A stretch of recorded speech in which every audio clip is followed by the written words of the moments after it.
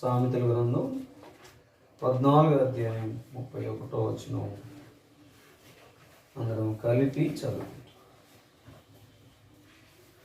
దరిద్రుని బాధించువాడు వాని సృష్టికర్తను నిందించువాడు, పేదను కనికరించువాడు ఆయనను ఘనపరచువాడు. మరో భాగం చదువుకుంటాం. మత్తయి సువార్త 25వ అధ్యాయం.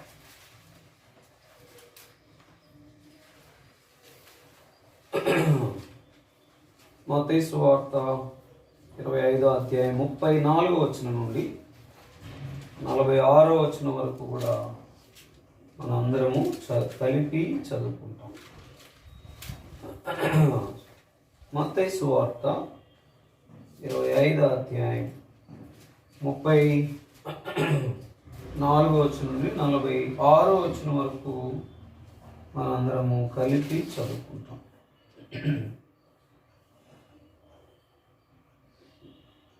మత్తయి సువార్త 25వ అధ్యాయం 34వ వచనం. అప్పుడు రాజు తన కుడివైపున ఉన్న వారిని చూసి, నా తండ్రి చేత ఆశీర్వదించబడిన వాళ్ళారా, రండి, లోకం పుట్టిన మొదలుకొని మీ కొరకు సిద్ధపరిచిన రాజ్యమును స్వతంత్రించుకోండి. నేను ఆకలి కొంటిని, మీరు నాకు భోజనం పెట్టితిరి, దప్పి కొట్టిని, నాకు దాహం ఇచ్చితిరి, పరదేశిన ఇంటిని నన్ను చేర్చుకుంటుంది, దిగంబరిన ఇంటిని నాకు బట్టలు ఇచ్చితిరి, రోగిన ఇంటిని నన్ను చూడవచ్చితిరి, చెరసాల ఇంటిని నా ఎదుకు వచ్చితిరని చెప్పును. అందుకు నీతిమంతులు, ప్రభువా, ఎప్పుడు నీవు ఆకలి ఉన్నట్టు చూచి నీకు ఆహారం ఇచ్చితివి, నీవు దప్పుగా ఉన్నట్టు చూచి ఎప్పుడు దాహం ఇచ్చితివి, ఎప్పుడు పరదేశిన ఎన్నట్టు చూచి నిన్ను చేర్చుకుంటువి, దిగంబరిన ఎన్నట్టు చూచి బట్టలు ఇచ్చితివి, ఎప్పుడు రోగివై ఉండుటైనను చెరసాల ఉండుటైనను చూచి నీ వద్దకు వచ్చితమని ఆయన్ని అడిగెదరు. అందుకు రాజు మిక్కిలి అల్పులైన ఈ నా సహోదరుల్లో ఒకరికి మీరు చేసిరు గనుక నాకు చేసిరని నిశ్చయముగా మీతో చెప్పుచున్నానని వానితో అను.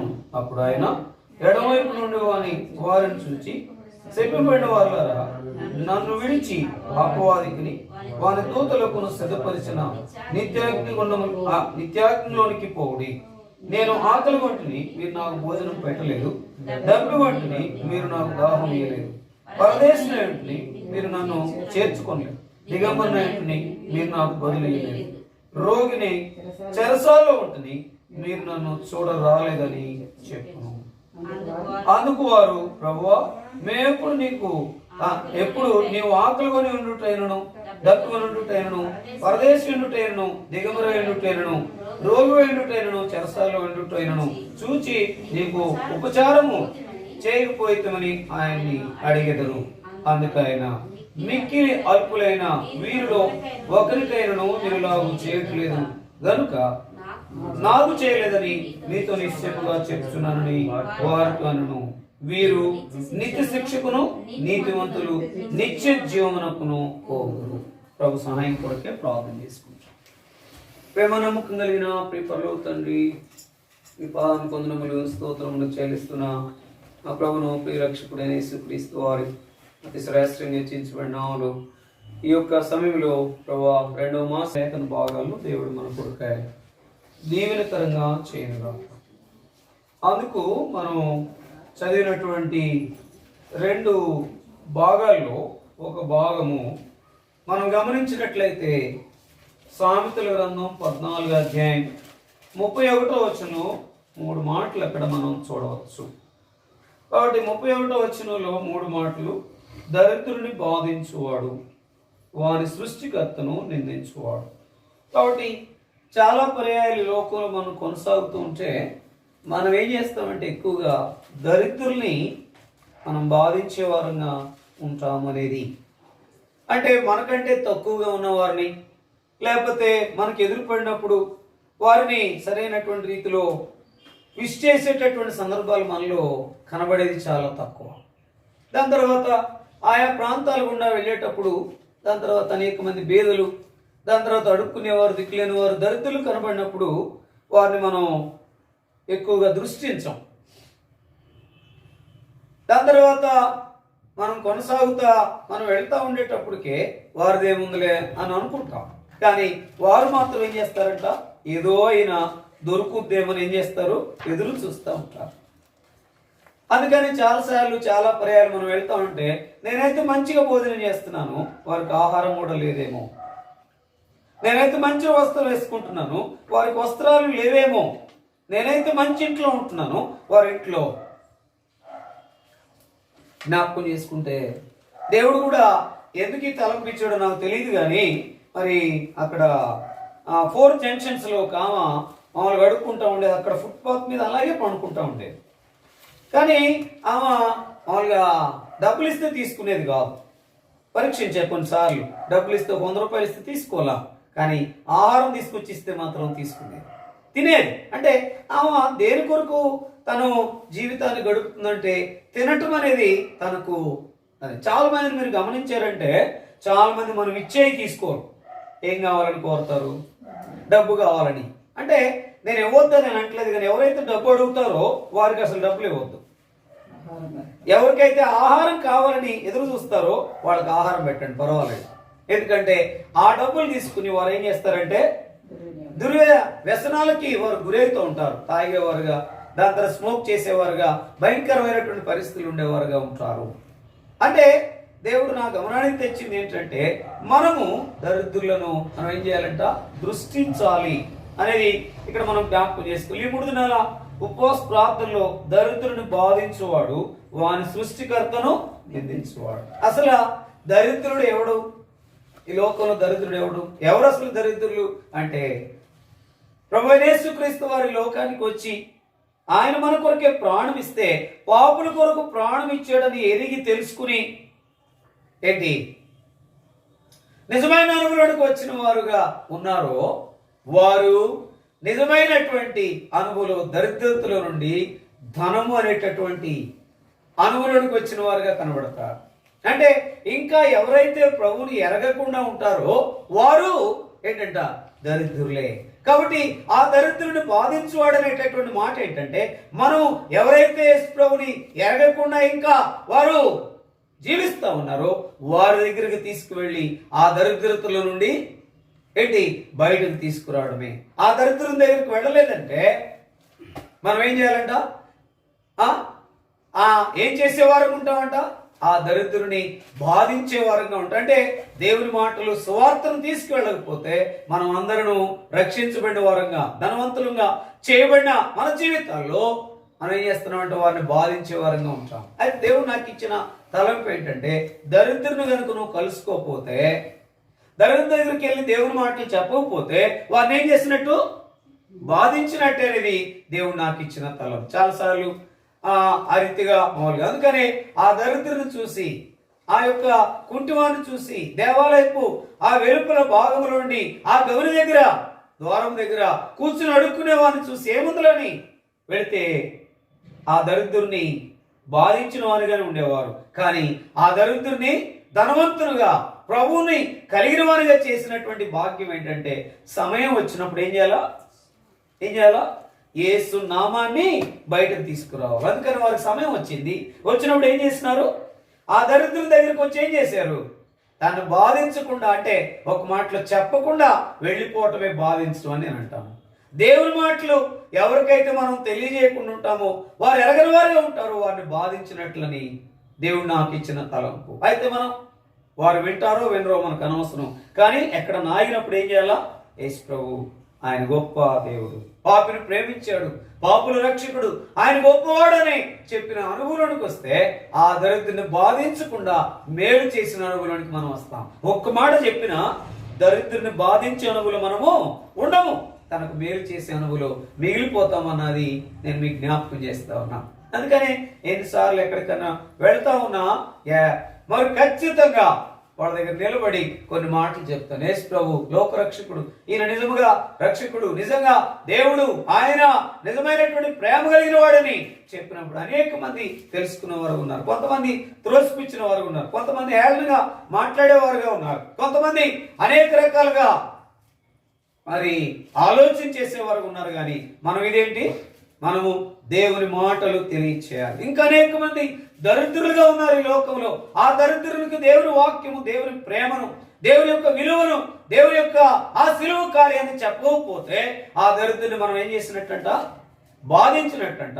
అందుకని ఆ మాట చూడండి 31వ వచనంలో, దరిద్రుని బాధించువాడు వాని సృష్టికర్తను నిందించువాడు. అంటే సృష్టికర్తను నిందించువాడు అంటే దేవుని మాటలు ఎవరి దగ్గరికి అయితే మనం తీసుకువెళ్ళకపోతున్నామో అప్పుడు ఆ సృష్టికర్తను మనం ఏం చేస్తున్నట్టంట, నిందించినట్టు. ఇప్పుడు నువ్వు రక్షించబడ్డావు, ఇంకా ఇంట్లో అనేక మంది ఉన్నారు, కానీ వారికి చెప్పకుండా దేవుని మాటలు, అంటే దేవుని ఎరగని వారందరూ ఇప్పుడు దీన్ని బట్టి నేనేమంటున్నాను, దరిద్రులే. దేవుని ఎరగన ప్రతి వారు, అది ఒక బైబిల్ ప్రకారం. అయితే నేనేమన్నా, లోకంలో చాలా మంది దరిద్రత కలిగి ఉంటారు, దిక్కు లేని వారు ఉంటారు, ఆహారం లేని వారుగా ఉంటారు, వస్త్రం లేని వారుగా ఉంటారు, భయంకరమైనటువంటి స్థితిలో ఉంటారు. వారి దగ్గరికి కూడా వెళ్ళి, అందుకనే చాలా మంది ఏమంటారంటే విశ్వాసుల్లోనే కలుసుకోవాలి, దాని తర్వాత విశ్వాసులను ప్రేమించాలి.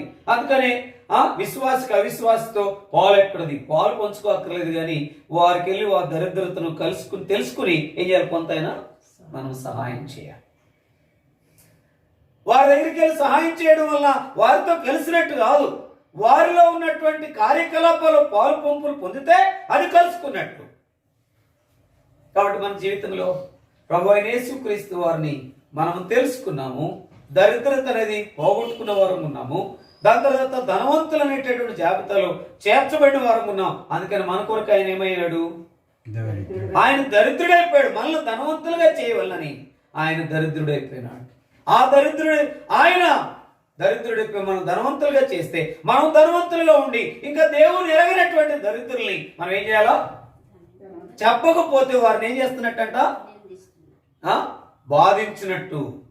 నేనంటాను, సంఘానికి ఏముండాలా, పరిశుద్ధం అనేటటువంటి అలంకారం ఉండాలా. అలంకారం ఉన్నప్పుడు ఆ ప్రియ వరుణ్ ఏం చేయొచ్చు, ధైర్యంగా కలుసుకోవచ్చు. అట్లానే ఈ లోకంలో ఉన్న భార్య భర్తలు కూడా చాలా మంది ఎడబాటు ఏంటంటే, నా మట్టుకు నేనైతే చర్చికి వెళ్తున్నాన్న సందర్భాలు లేవా, ఉన్నాయి.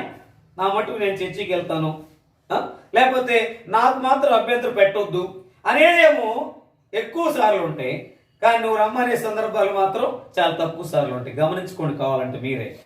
దేవుడు నాకు ఇచ్చిన తలంపు ఏంటంటే, నీవు దేవుణ్ణి ఎరిగిన తర్వాత, నీ దరిద్రతంతా పోయిన తర్వాత దేవుని ఎరగవారి దగ్గరికి వెళ్ళకపోతే ఆ దరిద్రుని ఏం చేసినట్టంట, దేవుని ఎరగని వారే దరిద్రులు. ఆ దరిద్రుల దగ్గరికి వెళ్ళి నువ్వు చెప్పకపోతే వారిని ఏం చేసినట్టంట, బాధించినట్టు. ఇప్పుడు ఎన్నిసార్లు చెప్పుకుంటాం, రక్షణ అనుభవం లేని వారికి వెళ్ళి నువ్వు బ్రతిమలాడో లేకపోతే ఎన్నోసార్లు చెప్పి చెప్పి చెప్పి చెప్పి చెప్పి చెప్పి అనే మాటలకు మనం వచ్చి ఉంటాము, లేకపోతే ఎప్పుడో ఒకసారి చెప్పానులే అనే మాటలోకి వచ్చి ఉంటాం. చెప్పండి, ఎప్పుడో ఒకసారే కదా. అది ఇంకా ఒక మాట చెప్పాలంటే, భార్యలు ఉన్నవారు, స్త్రీలుగా ఉన్నవారు లేని వాటన్నిటిని చెబుతారు. ఎప్పుడు ఆఫీసు నుండి వచ్చిన తర్వాత ఒక ఆమె, నాకు తెలుసు, ఆఫీసు నుండి రాగానే తెచ్చావా అని అడిగి, ఆయన ఆఫీసు నుండి ఎంతో శ్రమపడి వచ్చాడు. ఆయన పైగా ఇన్కమ్ ట్యాక్స్ ఆఫీసరు, తెచ్చావా అని ఆయన అనేవాడు. మొట్టమొదలు ఇదే వాయిసా, ఇదే జీవితమా, ఇదే మార్పు లేదా, రాగాలి ఎంతో నేను శ్రమపడి వచ్చినప్పుడు ఒక గ్లాస్ మంచినీళ్ళు ఎన్నిసార్లు చెప్పాను నీకు, అడిగినప్పుడు గ్లాస్ మంచినీళ్ళు కూడా ఈయన సందర్భంలో తెచ్చావా అంటే ఆయనే గ్లాస్ మంచినీళ్ళు తీసుకుని బలం తెచ్చుకుని ఎంతో కొట్టేవాడు నాకు తెలుసు.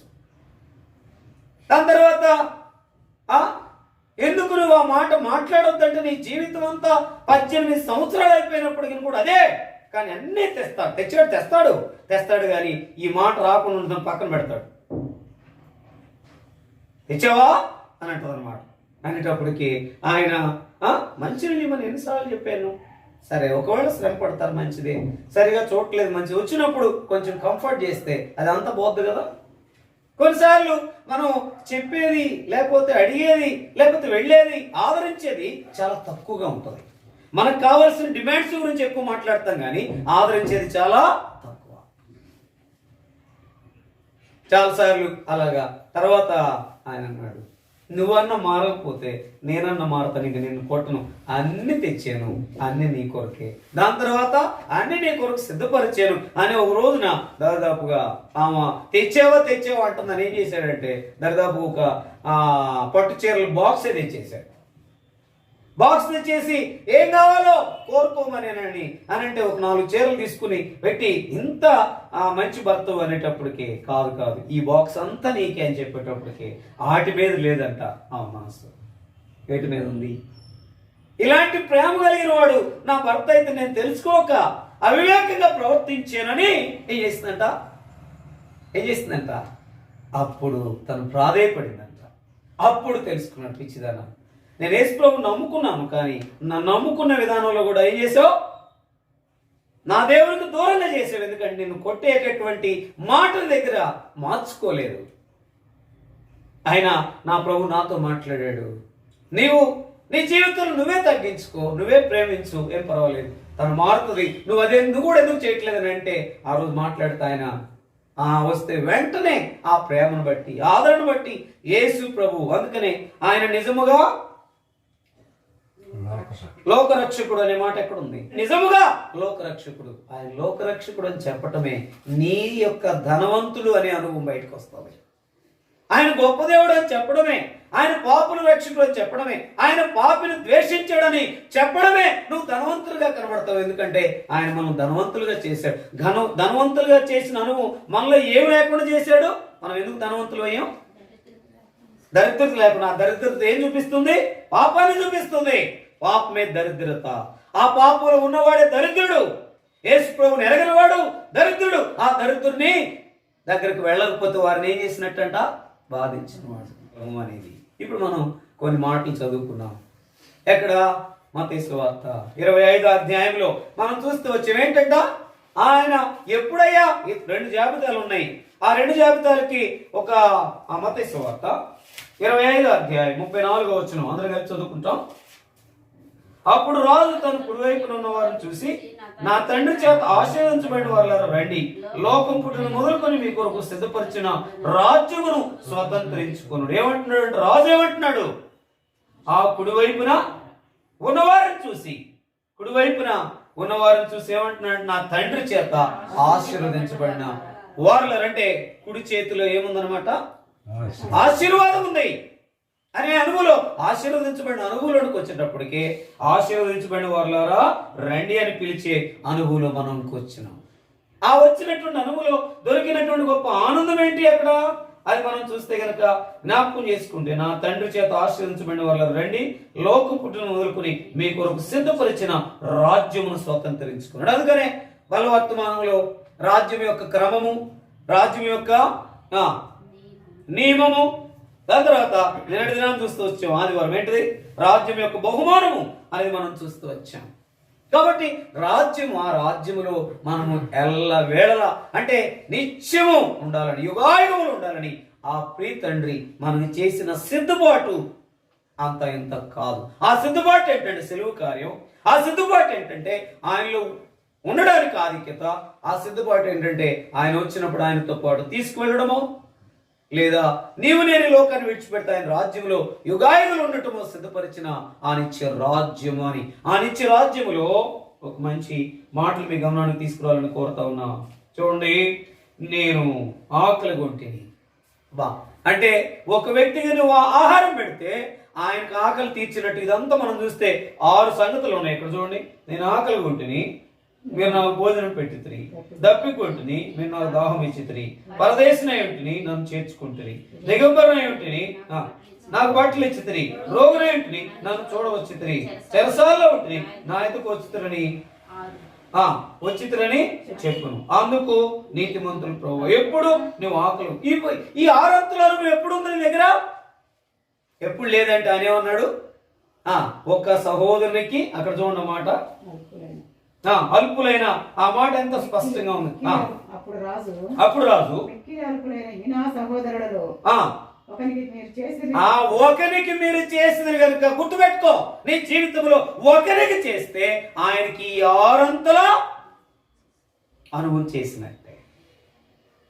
కాబట్టి నిజంగా ఆయన గొప్ప దేవుడు అని తెలిపితే ఆయన యొక్క ఆహారం ఇచ్చినట్టే. ఆయన అందుకనే ఆహారము దేవుని వాక్యానికి, నీరు దేవుని వాక్యానికి, వస్త్రము దేవుని వాక్యానికి పోలికగా ఇవన్నీ మనం చూస్తాం. అయితే వాటిలోనికి మనం వెళ్ళం. కానీ ఎదుటి వ్యక్తికి, ఈ మిక్కిలి సహోదరునికి, అల్పుడైన ఈ సహోదరునికి నువ్వు పెడితే నాకు పెట్టినట్టే. ఎప్పుడైనా ముందు దేవుని మాటలు వినిపించామా? ఎప్పుడైనా మనకు కలిగింది వెళ్ళి పెట్టామా? చాలా పర్యాయాలు. నేను మళ్ళీ మీకు చెప్తున్నా, ఈ రోజు వరకు ఇంత ఆరోగ్యంగా నేను ఉన్నానంటే కొంతైనా ఎదుటి వారి గురించి ఎక్కువగా ఆలోచిస్తా. వారు తిన్నారో లేదో, తాగారో లేదో, ఉన్నారో లేదో, సరైనటువంటి అనుభవం ఉందో లేదో ఎక్కువగా ఆలోచిస్తాను. పలకరించడమే కదా వారికి ఎక్కువగా సేవ చేసిన సందర్భమే నాకు తెలుసు. అందుకనే ఈ రోజు వరకు అనేకమైనటువంటి లిస్టు పరిచయం నేను చేసేవాడిని. మొట్టమొదట ఎవరైతే బాగోలేదు బట్టలు సర్దుకుని వెళ్ళి వాళ్ళకి వెళ్ళి ఎవరు లేరని తెలిసిందంటే చాలు, నేను ఉన్నానని చెప్పి డాక్టర్స్కి కొంతమంది నర్సులకు ఇచ్చి డ్రెస్ కూడా తీసుకువెళ్ళి వాళ్ళతో పాటు ఉండేవాడిని. నేను ఉంటాను అని చెప్పేవాడిని. శివకుమార్కి కూడా ఆశ్చర్యపోయింది.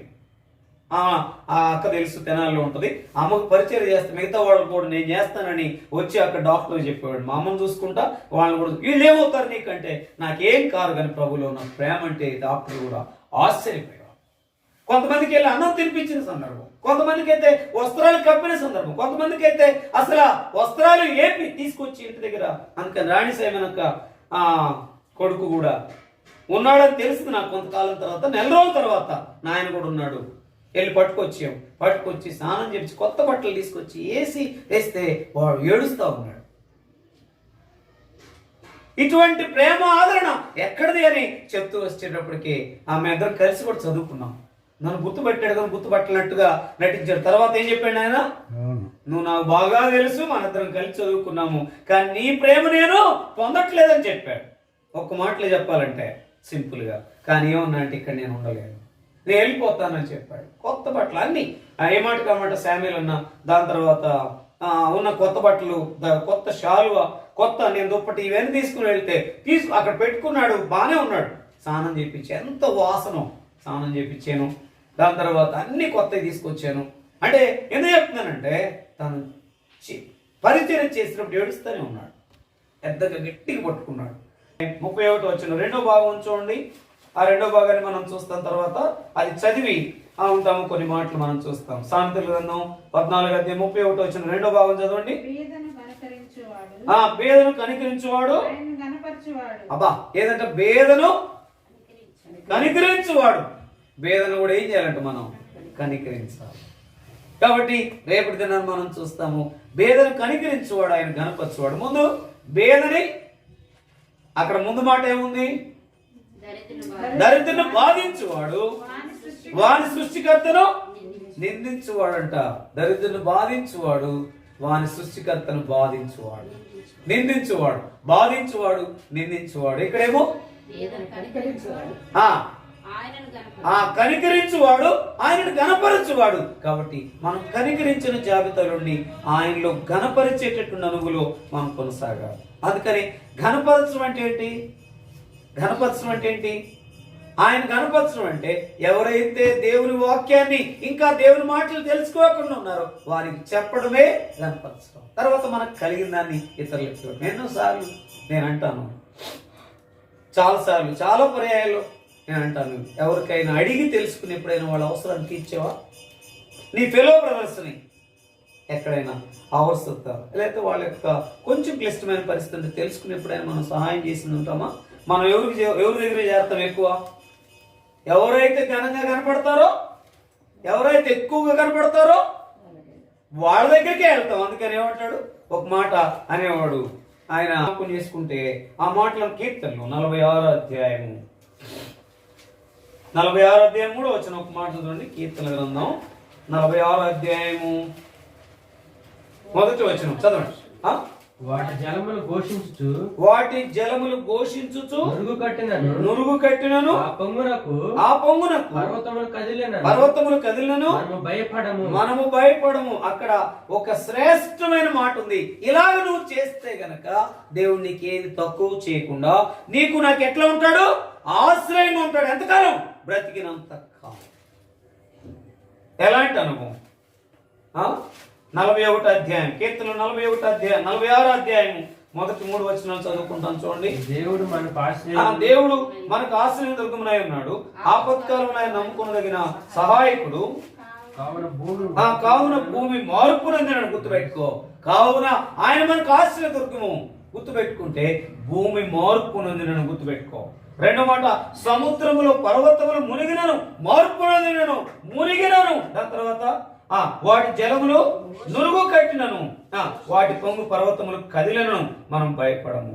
ఘోషించుచు నురుగు కట్టినను మార్పు నొందినను మునిగినను, ఘోషించినను నురుగు కట్టినను, వాటి పొంగు పర్వతములు కదిలను, మనము కదిలినను మనము భయపడము. అంటే దేవుని ఆశ్రయంగా చేసుకున్న వారు ఈ లోకంలో ఇవన్నీ మన మీదకి వచ్చినా మనం ఏం చేయం. ఎందుకంటే మనం ఎదుటివానికి ఆయన మాటలు చెప్పాం, మనం ఎదుటివానికి సహాయం చేశాం. మనం ఎదుటివానికి చేసినప్పుడు ఆయన మనకి ఎప్పుడు ఆశ్రయంగానే ఉంటాడు. చూసుకో, నువ్వు దేవుని మాటలు చెప్పి ఎవరికైనా సహాయం చేయి, వారు మర్చిపోరు మ్యాక్సిమం.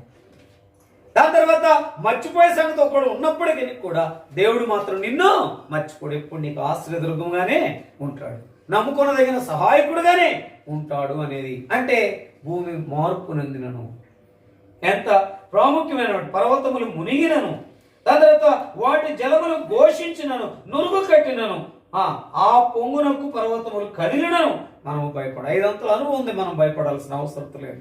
ప్రభులో ఉన్నామంటే ఆ ప్రభులో ఉన్నదాన్ని ఇతరులకు తెలియచేయి, ఆ రక్షణ కార్యాన్ని తెలియచేయి. రెండోది, నీకున్న దాన్ని మనం ఆయన దగ్గర నుండి సహాయం పొందాం కనుక, అందుకే ఎక్కడ కొండల తట్టు నా కళ్ళు ఎత్తున్నా నాకు సహాయం ఎక్కడ నుండి వచ్చును, యెహోవానే నాకు సహాయం కలిగిననే అనుభవాన్ని కలిగిన వారంగా మనం ఏం చేయాలి, ఇతరులకు కొంతైనా సహాయము చేసేవారంగా ఉండాలి. అంటే భేదం ఏం చేయాలంట, కటాక్షించడం అనేది చదివేమా, కనికరించువాడు. కనికరించువాడు ఏం చేస్తాడంట, ఆయన కనపరచువాడుగా కనబడతాడు. అందుకని మనకేమి తక్కువ కాదు. చూడండి ఒక మాట, మరొక మాట మనం చూద్దాం. మనం జ్ఞాపకం కీర్తనలు 138 అధ్యాయం 7వ వచనం. కీర్తనలు 138 అధ్యాయం 7వ వచనం. కీర్తనలు 138 అధ్యాయం 7వ వచనం. నేను ఆపదలలో చిక్కబడి ఉన్నాను, నీవు నన్ను బ్రతికించదు. అంటే ఇలాంటి అనుభవంలో ఆపదలో ఉన్నాను, చిక్కుబడి ఉన్నాను, ఆయన ఏం చేస్తాడంట, బ్రతికిస్తాడు. నేను దేవుని మాటలు ఇతరులకు తెలియజేశాను, ఆయన నన్ను విడిచిపెట్టడు. రెండోది, నేను ఇతరులకు నాకు కలిగిన దాంట్లో సహాయం చేశాను, ఆయన నన్ను విడిచిపెట్టడు. అందుకని మనం జ్ఞాపకం చేసుకుంటే కానీ కొంతమందికి అనేకమైన సదుపాయాలు ఉంటాయి, కానీ వారు ఏం చేస్తారు, అందుకని వాళ్ళకి ఒక ఉంటుంది ఏంటంటే చెయ్యి కూడా విదిలించరంటే. ఎందుకని, ఎంగిల్ చేత్తో కూడా కాకిని తోలరు. అంటే అర్థం ఏంటనమాట, ఏమైనా పెడతాయేమోననే విధానం అన్నమాట. చాలా మందికి అన్ని సమృద్ధి ఉంటుంది, కానీ ఎదుటివారికి పెట్టేది, ఎదుటివారిని చూసేది, ఎదుటివారిని రమ్మనేది, లేకపోతే ప్రేమించేది చాలా మందికి తెలియదు. గుర్తుపెట్టుకో, ఆదికాండం నుండి ప్రకటన గ్రంథం వరకు ఆ ప్రేమ అనేది నీ నా జీవితంలో లేకపోతే ప్రభువును నువ్వు ప్రకటించలేవు, ప్రభు కొరకై ఎదురు చూడలేవు, ప్రభువును చూపించలేవు. దాని తర్వాత ఇంకొక మాట చెప్పాలంటే ఆదరించాలి. ప్రేమ అంటే ఏంటంటే ముందు దేవుని మాటను చెప్పడమే. ప్రేమ అంటే ఏంటంటే నీకు కలిగిన దాన్ని ఇవ్వడమే. దాని తర్వాత ఆదరించడం అంటే ఏంటంటే నువ్వేదో పెట్టక్కర్లేదు, కానీ వాళ్ళ దగ్గరికి వెళ్ళి చిన్న ప్రార్థన చేస్తే అదే సహాయం. తర్వాత నీకు కలిగిన దాన్ని ఏదో ఇస్తుంది, వేరే సంగతి. నేనంటాను జ్ఞాపకం చేసుకుంటే. అందుకని ఇక్కడ కీర్తన 138 7వ వచనం ఆ మాట స్పష్టంగా ఉంది. అక్కడ చదవండి, నేను ఆపదలలో చిక్కబడి ఉన్నాను, నీవు నన్ను బ్రతికించెదవు, నా శత్రువుల కోపము నుండి నన్ను రక్షించుటకై నీవు నీ చేయి చాపెదవు. ఎప్పుడైతే మనం చేయి చాపుతామో ఆయన చేయి చాపేవాడు ఉంటాడు. ఎప్పుడైతే మనం ప్రేమించేవారు ఉంటామో ఆయన మనం ప్రేమిస్తాడు. మన గురించి ఆయన ఏం చేస్తాడంట, సాక్ష్యము చెప్పేవారిగా ఉంటాడు. ఎప్పుడు రాసిన పత్రిక 10:32 వచ్చిన అందరం కలిసి చదువు. అయితే మీరు వెలిగింపబడిన మీదట శ్రమలతో కూడిన గొప్ప పోరాటము సహించిన పూర్వదినములు జ్ఞాపకం తెచ్చుకొనుడి. కాబట్టి ఇక్కడ అయితే మీరు వెలిగింపబడిన మీదట శ్రమలతో కూడిన గొప్ప పోరాటము సహించిన పూర్వదినములను జ్ఞాపకము తెచ్చుకొనుడి. కాబట్టి ఏంటంటే శ్రమలతో కూడిన గొప్ప పోరాటము, దాని తర్వాత సహించిన పూర్వ దినములు మనందరి కొరకే. దాని తర్వాత బైబిల్లో అనేక మంది భక్తులు దేవుని బిడ్డలు ఆయన వారు ప్రభు కొరకే శ్రమ పడిన వారుగా ఉంటారు. అందుకని శ్రమల పట్టిక అనే మాట ఎవరిలో కనపడుతుంది? పౌల్లో కనపడుతుంది. ఆ పౌల్లో ఒక్కటి ఉన్న మన దగ్గర పట్టిక మనల్ని పట్టలేం. ఆ పట్టిక ఒక్కటి ఉన్న శ్రమల్లో, పౌలు శ్రమల్లో ఒక్కటి మన దగ్గర ఉన్న మనల్ని పట్టలేం, నాతో సహా. పట్టగలమా? ఆయన ఇంకా అంటాడు, అదే ఆయన కొరకు కాదు, మళ్ళీ పైగా ఎవరి కొరకు? ప్రభు కొరకు, క్రీస్తు కొరకు ప్రయాసపడ్డాడు. ఇంకా నువ్వు చెప్పవలసినవి అనేకం ఉన్నవంట. అసలు 1, 2 చూస్తేనే ఆయన ఎట్లా ఉన్నాడు అన్నట్టు మనం అనుకుంటున్నాం. ఇలా చేయకపోతే నువ్వెంతకాలం ప్రయాసపడినా నీకు నువ్వు మిగిలిపోతావు, నాకు నేను మిగిలిపోతాను ప్రభు దగ్గర ఖచ్చితంగా. అందుకని వాడు తలాంతులు కలిగిన వాడు 5కి 10 చేశాడు, 4కి 2కి 4 చేశాడు, 1కి చేయలేని వాడు అక్కడే ఉన్నాడు. తరువాత వాడు చీకటి కొట్టులో పడవేయబడిన స్థితి మనం ఎరుగుతాం. కాబట్టి ఇక్కడ నేను చెప్పే మాట ఏంటంటే, ముందు సామెతల గ్రంథం 14:31 ప్రకారం, దాని తర్వాత దరిద్రుని ఏం చేయాలట?